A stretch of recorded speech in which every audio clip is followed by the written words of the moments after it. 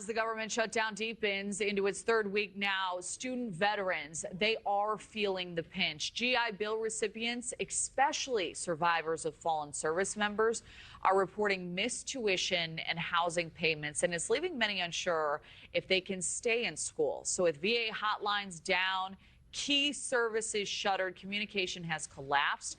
This is creating confusion and stress for these students and their families as well. Joining us now, Will Hubbard, Marine Corps veteran and Vice President for Veterans and Military Policy at Veterans Education Success. Good morning to you, sir. Thank you very much for weighing in. This is such an important story. Student veterans rely on the GI Bill for tuition and housing. But with some of these services shut down, as we mentioned, what does this mean for their ability to stay enrolled and succeed academically? That's why they're there. It's a huge challenge, Kelly. The reality is veterans, their families, and survivors of fallen service members rely on these benefits for their education and in some cases their housing. So missed payments can quite literally mean some of them being out on the street. You describe how Chapter 35 recipients, widows, widowers, children, or of fallen or disabled military members, that they're struggling the most. Why are these students especially vulnerable, and what might happen if payments are repeatedly delayed, if this becomes a problem? That's right. Unlike the traditional GI Bill, survivors rely on a benefit called Chapter 35. It's a program under the GI Bill that brings the stipend directly to the student. So that includes both their tuition and their housing payment. So missing that, not only are they not able to pay for school, but they're also not able to pay the rent. That's a real problem for these families. Yeah, and these payments are supposed to go out during a shutdown. What protections are in place? What do you believe will happen in the weeks upcoming?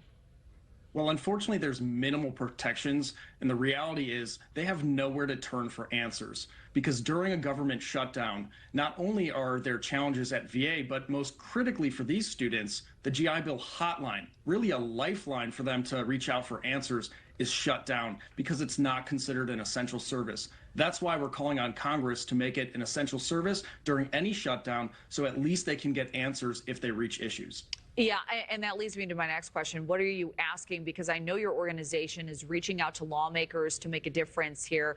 What are you asking lawmakers to prioritize? That's likely a big part of it.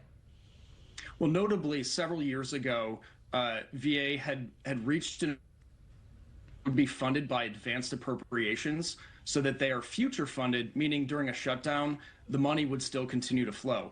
Unfortunately, the GI Bill hotline was not included in that issue. And so if someone has a problem and they want to reach out and get some answers, there's nowhere to turn at this point. And you noted minimal protections. What would you like to see from lawmakers as we move forward from this point? Well, we want them to take the GI Bill seriously. For these individuals, for these survivors of fallen service members, it is truly a lifeline. So for that to evaporate without any ability to find out what's going on, it's a real struggle, and it's something that we would like changed. Yeah.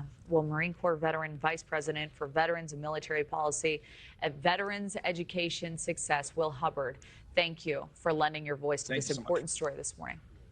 Thanks.